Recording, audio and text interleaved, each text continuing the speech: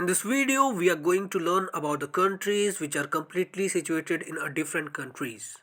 So first one is Lesotho, which is completely situated in South Africa.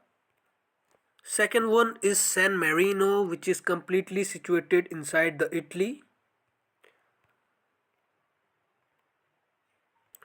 And third and the smallest country, that is Vatican City, is also situated inside the Italy and inside the Rome.